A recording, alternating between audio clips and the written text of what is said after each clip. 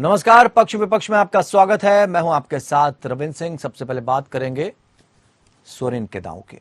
झारखंड में सियासी संकट से घिरे मुख्यमंत्री हेमंत सोरेन ने बड़ा सियासी दांव चला है। एक तरफ सोरेन सरकार ने स्थानीयता और निवासी की परिभाषा और पहचान के लिए 1932 के खतियान को आधार बनाने का फैसला लिया है, तो दूसरी तरफ ओबीसी के आरक्षण का दायरा बढ़ाकर 27% कर दिया है। जेएमएम के कई नेता और आदिवासी संगठन राज्य में लंबे समय से 1932 के खतियान के आधार पर स्थानीयता लागू करने की मांग करते रहे। 1932 के खतियान का आधार बनाने का मतलब यह है कि जिन लोगों के नाम खतियान में थे वे और उनके वंशज ही स्थानीय कहलाएंगे। सोरेन सरकार से पहले भी कई बार 1932 खतियान को आधार बनाने की ये सरकार कोशिशें कर चुकी है, या सोरेन की सरकार जब आई उससे पहले की सरकारों ने भी इन कोशिशों को किया है, लेकिन उसे अमली जामा नहीं पहनाया जा सका। ऐसे में मुख्यमंत्री हेमंत सोरेन ने आदिवासी समुदाय और स्थानीय लोगों को खुश करने की दिशा में बड़ा कदम उठाया। ऐसे ही एससी और एसटी आरक्षण में भी इजाफा कर दिया। झारखंड सरकार ने राज्य सरकार की नौकरियों में ओबीसी आरक्षण को 14% से बढ़ाकर 27% करने का फैसला किया है। सोरेन सरकार ने एससी एसटी, पिछड़ा वर्ग, ओबीसी और आर्थिक रूप से कमजोर वर्ग के सदस्यों के लिए 77% आरक्षण देने के प्रस्ताव को अपनी मंजूरी दे दी। मुख्यमंत्री हेमंत सोरेन की अध्यक्षता में राज्य मंत्रिमंडल की बैठक में कई और फैसलों के साथ ही ओबीसी आरक्षण को मौजूदा 14% से बढ़ाकर 27% कर दिया गया। अनुसूचित जाति को 12%, अनुसूचित जनजाति को 28%, अत्यंत पिछड़ा वर्ग अनुसूचित 2 में आने वाले को 15%, पिछड़ा वर्ग अनुसूचित 2 में आने वाली ओबीसी को 12% आरक्षण और आर्थिक रूप से कमजोर वर्ग को 10% आरक्षण के प्रस्ताव को कैबिनेट की मंजूरी मिल गई। यानी अब राज्य में कुल 77% आरक्षण का प्रावधान किया गया। सामान्य वर्ग के लिए केवल 23% सीटें बची हैं। झारखंड में अब तक अनुसूचित जाति को 10% रिजर्वेशन मिलता था, जबकि अनुसूचित जनजाति का आरक्षण 26% और ओबीसी को केवल 14% आरक्षण ही था। क्योंकि अगर ओबीसी का रिजर्वेशन कोटा बढ़ाने की कोशिश की जाती है तो ये 50% आरक्षण की सीमा से ऊपर चला जाता है। इसका कारण था कि ये आदिवासी राज्य होने के कारण झारखंड में अनुसूचित जाति के लिए आरक्षण की सीमा ज्यादा है। फिलहाल अब सरकार ने तमिलनाडु जैसे राज्यों की रिजर्वेशन पॉलिसी के हिसाब से ओबीसी कोटा बढ़ाकर 50% आरक्षण सीमा को पार करने का फैसला कर लिया है। इससे संबंधित विधेयक का नाम झारखंड पदों एवं सेवाओं की नियुक्तियों में आरक्षण अधिनियम 2001 संशोधन हेतु 2022 विधेयक रखा गया है। इसे पहले विधानसभा से पारित कराकर केंद्र सरकार से नौवीं अनुसूची में शामिल करने का अनुरोध किया जाएगा। मंत्रिमंडल की बैठक के बाद सचिवालय में मीडिया से बातचीत करते हुए मुख्यमंत्री हेमंत सोरेन ने कहा, अब राज्य में पिछड़ों को सरकारी नौकरी में 27% आरक्षण मिलेगा। इससे राज्य में कर्मचारियों को उनका हक मिलेगा। तो जैसा कि हमने आपको बताया कि हेमंत सोरेन सरकार ने ओबीसी ही नहीं बल्कि दलित और आदिवासी समुदाय के आरक्षण का दायरा भी बढ़ाने का फैसला किया है। इससे साफ है कि सोरेन के एजेंडे में आदिवासी समुदाय ही नहीं बल्कि दलित और ओबीसी भी है। झारखंड में लंबे समय से ओबीसी 27% आरक्षण की मांग कर रहे थे। ऐसे में सोरेन सरकार ने कैबिनेट से मंजूरी देकर बड़ा दांव चल दिया, जिसका विपक्ष विरोध करने का साहस नहीं जुटा सकता है। इसकी वजह यह है कि ओबीसी, दलित और आदिवासी काफी निर्णायक भूमिका में है। और आपको यही बता दें, गुजरात में भी चुनाव है, वहां भी आदिवासियों का अच्छा खासा वोट बैंक है। चर्चा को हम शुरू करेंगे। 2 खास मेहमान इस चर्चा में हमारे साथ शामिल होंगे और उनसे हम समझने की कोशिश करेंगे कि ये आरक्षण जो चल रहा है, क्योंकि आरक्षण की आग ने बहुत झुलसाया भी है, लेकिन चूंकि चुनाव करीब है इसलिए आरक्षण के मायने बहुत हो जाते हैं। क्या विपक्ष विरोध कर पाएगा झारखंड में? समझने की कोशिश करते हैं। आनंद शंकर भारतीय जनता पार्टी की तरफ से जुड़ रहे हैं, सरोज कुमार सिंह जेएमएम की तरफ से हमारे साथ जुड़े हैं। आप दोनों मेहमानों का बहुत बहुत स्वागत करते हैं। आनंद जी, विरोध नहीं नजर आ रहा जबकि बड़ा दांव चल दिया है, इतनी खामोशी क्यों? देखिए रविंद्र जी, ये अब जितना मर्जी प्रोपेगेंडा चला लें, जितना मर्जी प्रपंच कर लें, ये लोग झारखंड की जनता ने इनको समझ लिया है। इन लोगों का झारखंड के अपलिफ्टमेंट से कोई लेना देना नहीं है, झारखंड के विकास से कोई लेना देना नहीं है। अब जब सारे दांव फेल हो गए, जब सारे दांव फेल हो गए और ये लोग करप्शन की आड़ में झारखंड को डुबाने की कोशिश कर रहे हैं, तब इनके पास लगा कि अब वही घिसा पिटा एक राग शुरू करे। ठीक है, जो लोग पिछड़े हैं, जो लोग मुख्य धारा में नहीं है, उनको आरक्षण से जोड़ना चाहिए, इसकी हमारी भी मांग रही है। लेकिन इन लोगों की नियत कथनी और करनी में बहुत अंतर है। इन लोगों का नियत झारखंड के आदिवासी बाहुल्य लोगों को, अति पिछड़े लोगों को विकास के गति में जोड़ना नहीं है। इन लोगों का जो मुख्य उद्देश्य है वो वोट की राजनीति करना है, वो तिक्रमबाजी की राजनीति करना है, वो भ्रष्टाचार की बुनियाद पे ये सब ताना बाना बुन रहे हैं। तो झारखंड की जनता समझ गई है इनके इन सब प्रपंचों को, और इस बार इनकी कोई दाल नहीं गलने वाली है। ये लोग बुरी तरीके से वहाँ हारेंगे। 2024 के लोकसभा में भी ये लोग कहीं के नहीं बचेंगे, और आने वाले विधानसभा के चुनाव में भी इन लोगों का सुपड़ा साफ हो जाएगा। ठीक है सरोज कुमार, समझ रहे हैं आप, ये दांव खाली जाने वाला है, आपका कोई दांव चलने वाला नहीं, जनता समझ चुकी है आपको। जी, ये भारतीय जनता पार्टी के लोग क्या बोलेंगे? जो बनी हुई सरकार को धन बल, छल बल और कल बल के माध्यम से सत्ता में प्रवेश करना चाहते हैं। हाल के दिनों में अगर जनता का विकास भी किए होते तो इनको जनता बाहर का रास्ता क्यों दिखा देती? आज ये सत्ता में होते, आज महागठबंधन की सरकार झारखंड में नहीं होती। घबराए हुए तो आप थे, विधायकों को लिए आप लोग घूम रहे थे इधर से उधर, ये कहाँ घबरा रहे थे? जी, ये भी तो विधायक को महाराष्ट्र से गुजरात ले गए थे, असम ले गए थे, मध्य प्रदेश के विधायकों को भी बाहर ले गए। तो ये अपने विधायक कब ले गए? ये तो इन्होंने ही सिखाया। अरे अपने विधायक कब ले गए? ये अपने विधायक नहीं, हम लोगों ने तो लोकतंत्र की रक्षा के लिए अपना विधायक को ले गया था। लेकिन ये तो आपने तो ऐसे में संविधान को चुनौती दे दी भाई, आपने तो संविधान को चुनौती दी, आपने तो संविधान को चुनौती दे दी ना। हमने संविधान को चुनौती कहाँ दी? 50% से ऊपर अगर ओबीसी का आरक्षण निकल गया तो क्या मतलब है? 50% अगर आरक्षण 50% से ज्यादा निकल गया तो राज्य भी तो बहुत पिछड़ा हुआ है। ये आज नहीं, आज 50 साल से भारतीय जनता पार्टी के लोग एन केन प्रकार कभी यहाँ जमीन का लूट करते हैं, कभी जो है खनिज का लूट करते हैं, कभी ठेका पट्टा का लूट करते हैं, कभी बालू का लूट करते हैं। तो ऐसा कोई मुद्दा नहीं था, विकास का कोई मुद्दा नहीं था, डेवलपमेंट का कोई मुद्दा था नहीं जो आप लेकर जाते जनता के बीच? आरक्षण की आग में उनको झोंक दीजिए। जी, ये तो हम लोगों का चुनावी वादा था। ये हम लोगों ने चुनाव में वादा किया था कि मैं अगर सरकार में आऊंगा, मैं अगर सत्ता में आऊंगा तो ये मेरा जो है 1932 लागू करूंगा, ओबीसी को 27% आरक्षण दूंगा। तो सरकार में आए हुए तो टाइम हो गया ना आपको सर, सरकार में आए हुए तो टाइम हो गया, लेकिन जब जाने की बारी आई आप घबराने लगे, उसके बाद आपने ये दांव चल दिया। जी नहीं, मैं घबराने कहाँ लगा, मैं तो कोरोना काल में लगा हुआ था। जब यूपी में लाश की अंबार लग रही थी, बिहार में भी इनकी सरकार थी, लाश की अंबार लग रही थी गंगा में, उस समय पहला ट्रेन हमारे माननीय मुख्यमंत्री हेमंत सोरेन ने झारखंड के लिए शुरू किया। हम लोगों ने, माननीय मोदी जी कह रहे थे कि हवाई चप्पल वाले लोगों को हवाई जहाज से लाएंगे, लेकिन वो काम कोरोना के समय हमारे माननीय मुख्यमंत्री ने किया। ठीक है, आनंद शंकर जी गंभीर सवाल है, वो कह रहे हैं कि आप लोगों को तो घबराहट हो रही है, काम तो आप करते नहीं, विधायकों को तोड़ने का काम करते हैं, इस वजह से उन्होंने कई ऐसे कदम उठाए और उन्होंने जो वादा किया था अपने एजेंडे में, उनके एजेंडे में ये चीज शामिल थी, इसलिए कर दिया। कहाँ आपको लग रहा गलत कर दिया उन्होंने? स्थानीयता की मांग कर दी थी, वो उन्होंने पूरी कर दी।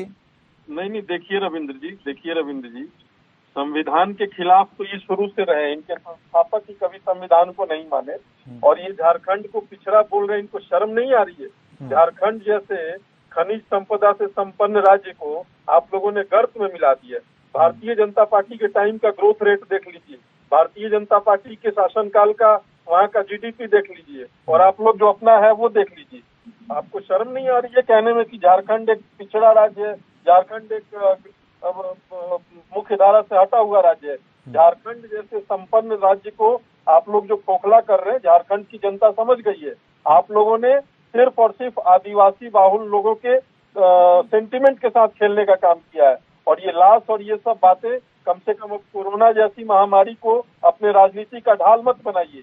एक संवेदनशील मुद्दे को लेकर हर बार आप लोग घिसे पिटे, वो तो कह रहे हैं आप आरक्षण के विरोधी हैं।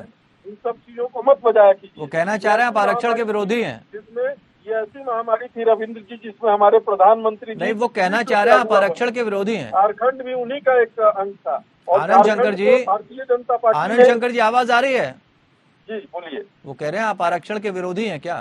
नहीं, बिल्कुल नहीं रविंद्र जी। आप देखिए, भारतीय जनता पार्टी की कथनी और करनी एक है। भारतीय जनता पार्टी ने पूरे भारत के 135 करोड़ लोगों को मुख्य धारा में लाने का जो संकल्प है, उस पे काम कर रही है। भारतीय जनता पार्टी के कैबिनेट को देख लीजिए, चाहे वो दलित वर्ग से आते हो, आदिवासी वर्ग से आते हो, अति पिछड़े वर्ग से आते हो या सामान्य वर्ग के लोग हो, सबको उचित आरक्षण मिले, सबको उचित न्याय के साथ विकास की धारा में जोड़ी जाए, इसका भारतीय जनता पार्टी चिंतन करती है। अभी अगर राष्ट्र के सर्वोपरि कुर्सी पर बिठाना था माननीय महामहिम द्रौपदी मुर्मू जी को, तो आदिवासी बाहुल से हमारे प्रधानमंत्री जी ने चुना और पार्टी ने चुना।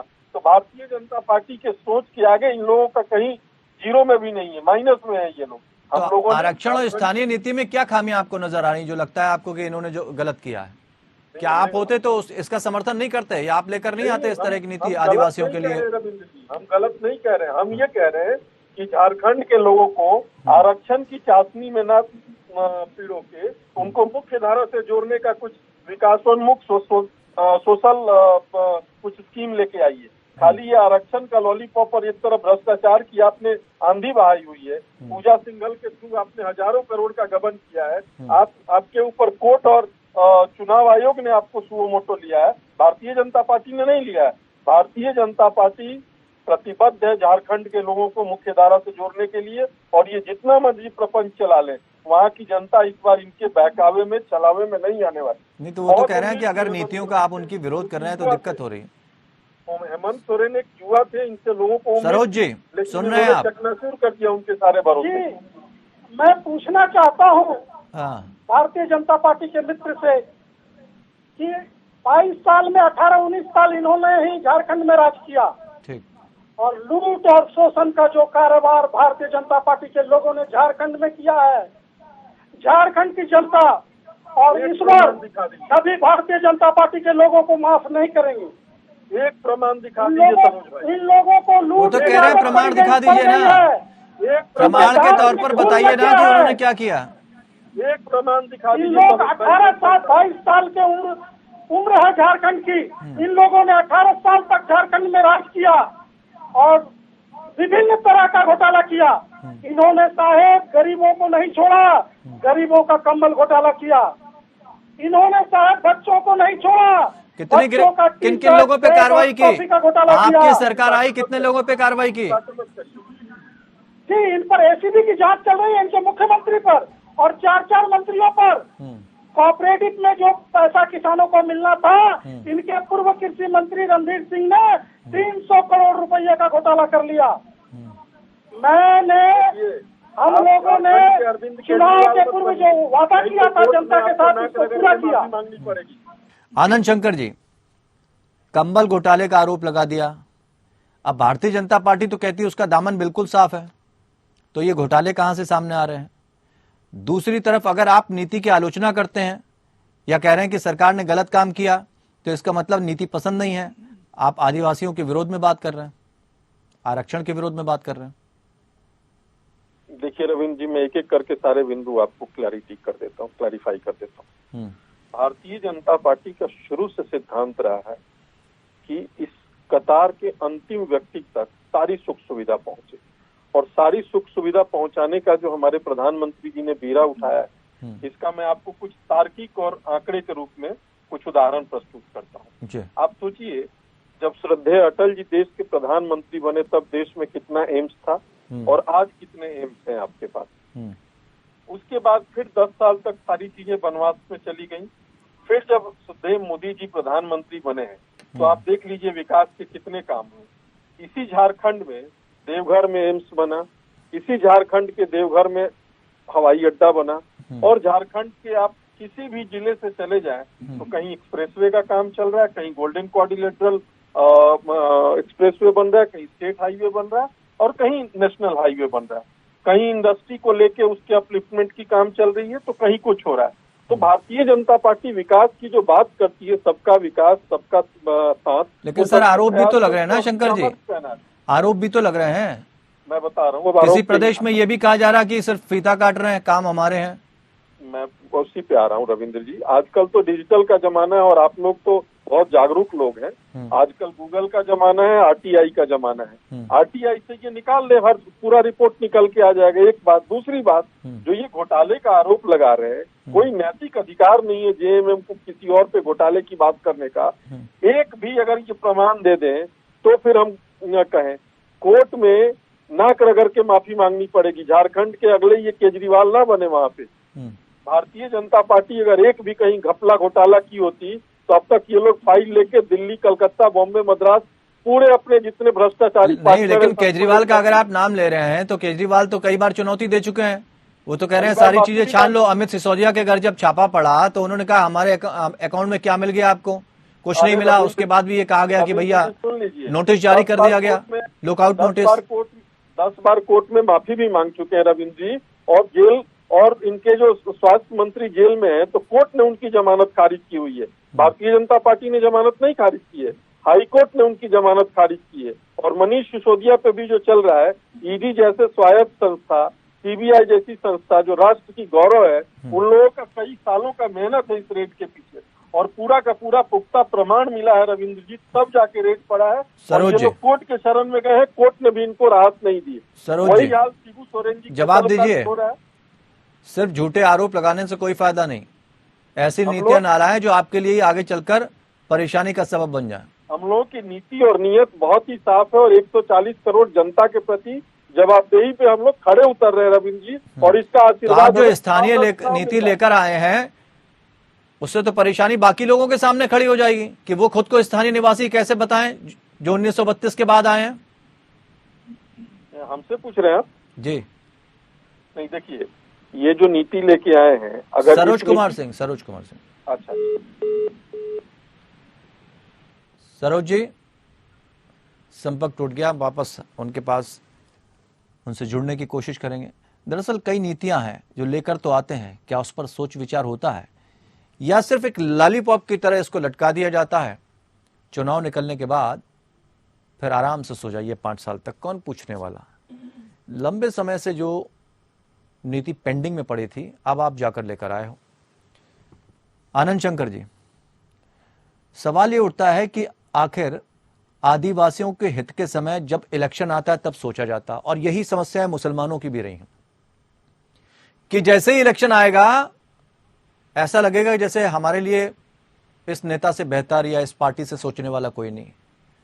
एक एक करके जिस तरह से नेताओं को हटाया गया, मुस्लिमों की तो शिकायत है, मुख्तार अब्बास नकवी तक साफ हो गए। तो क्या विशेष लगाव है इन लोगों से आपका? एक हमारा पंच लाइन है, आपको मैं बता देता हूँ जी। Development for all and appeasement for none. इस विचारधारा के साथ हम लोग काम करते हैं। हम लोगों ने कभी किसी विकास के काम में आधार कार्ड नहीं देखा। आप देख लीजिए, चाहे झारखंड हो या बिहार हो। मैं बिहार से आता हूँ, मैं पटना में रहता हूँ। पटना के एक छपरा जिले में एक सुदूर गांव में रहता हूँ मैं। ठीक है। वहाँ से अगर मैं काम आपको गिनाने लगूं तो कहीं भी आधार कार्ड देख के किसी सोशल सिक्योरिटी स्कीम को नहीं प्रमोट किया गया। सबको 140 करोड़ की बात हमारे प्रधानमंत्री जी करते हैं। हमारे प्रधानमंत्री, तो इसका जो बिहार की अगर आप बात करें, इसका क्रेडिट नीतीश बाबू को जाता है आपको? बिल्कुल भारतीय जनता पार्टी को जाता है। भारतीय जनता पार्टी के चाल, चरित्र और चेहरे पे नीतीश कुमार जी को हमने कुर्सी दी थी। हमने वहाँ पे जंगल राज मिटाने के लिए नीतीश कुमार जी को आगे रख के और हमने उनको कुर्सी दी थी। और मैं आपको एक बहुत ही महत्वपूर्ण बात बता देता हूँ आज कि 2005 में जब इनको मुख्यमंत्री हम लोगों ने बनाया तो 2 विभाग हमने अपने पास रखे, क्योंकि हमें पता था कि बिहार में उसकी बहुत ही जरूरत है, एक सड़क का और एक स्वास्थ्य का। आदरणीय चंद्रमोहन राय जी को स्वास्थ्य मंत्री बनाया गया और श्री नंदकिशोर यादव जी को पीडब्ल्यूडी मंत्रालय दिया गया। और उस टेन्योर में इतना जबरदस्त काम हुआ रविंद्र जी कि 2005 से 10 तक बिहार के तमाम गड्ढे भरे गए। ठीक तो है। जितने विभाग भारतीय जनता पार्टी के पास रहे उस विभाग में तो एकदम झंडे गड़े। ठीक है, लेकिन जो कुछ विभाग कुछ नीतीश कुछ और ने सवाल भी खड़े होते हैं ना। जब नीतीश जी आपके साथ नहीं थे तो डीएनए टेस्ट कराने की बात कह दी गई थी। नहीं, आप उस पूरे वक्तव्य को सुनिए। डीएनए नीतीश जी और बिहार की बात नहीं हुई थी। हाँ। ये हुआ था एक कहने के कलकियल भाषा में कि भाई इनका पलटी मारना डीएनए है। लालू जी ने जब इनको पलटी मार बोला था तो मीडिया वालों ने पूछा, उस पे कहा गया कि देखिए पलटी मारना इनके डीएनए में, उससे बिहार की अस्मिता का कोई लेना देना नहीं है, बिहारियों की अस्मिता का कोई। हाँ, ये पलटी मार डीएनए है इनका, तो इनका है। आज भी हम कह रहे हैं कि इनके डीएनए में पलटी मारना है। ठीक है, अब जेएमएम में जो दांव चला है हेमंत सरकार ने, आपके पास कोई काट है उसकी? हमारे पास काट है ना, हमारे पास काट है विकास का, हमारे पास काट है पूरे झारखंड के लोगों को मुख्य धारा में जोड़ने का जो संकल्प हमारा चल रहा था। इसी वजह से ठीक है हम चुनाव में नहीं आए, कोई बात नहीं। हमारा संकल्प अभी भी झारखंड के लोगों के प्रति प्रतिबद्धता के साथ है। हम वहाँ लगातार काम कर रहे हैं। हमारे तमाम लोग वहाँ मुख्य विपक्षी रूप भूमिका में हैं। पूरे झारखंड में हमारा संगठन काम कर रहा है और हम लोग झारखंड को मुख्य धारा से जोड़ के भारत के एक सबसे अव्वल राज्य में कन्वर्ट करने का जो संकल्प है उसको करेंगे। क्योंकि झारखंड को इन लोगों ने खोखला जो बनाया है उस पे हम लोगों को बहुत ही शर्मिंदगी है कि झारखंड जैसे प्रदेश में कैसे व्यक्ति आ गए जिन्होंने हमारे उस संकल्प सरोज जी, को कर। चलिए संपर्क उनसे कट गया है, लेकिन फिलहाल झारखंड में अब सियासत गरमाएगी। कैसे आरक्षण को लागू करने की बात की जाएगी, ये सारी चीजें समझने वाली हैं। बहुत बहुत शुक्रिया आप दोनों खास मेहमानों का हमारे साथ इस चर्चा में शामिल होने के लिए। लेकिन झारखंड में ये जो सियासी दांव चला, इसके पास वास्तव में कोई काट होगी या बैकफुट पर बीजेपी को जाना पड़ेगा। अब चूंकि हमने गुजरात की भी बात की, वहां भी आदिवासियों की संख्या अच्छी खासी है। अब इस दांव से किसका पल्ला भारी हुआ ये समझना होगा। विपक्ष लगातार सियासत कर रहा है और अपने दांव फेंक रहा है। फिलहाल इतना ही, नमस्कार।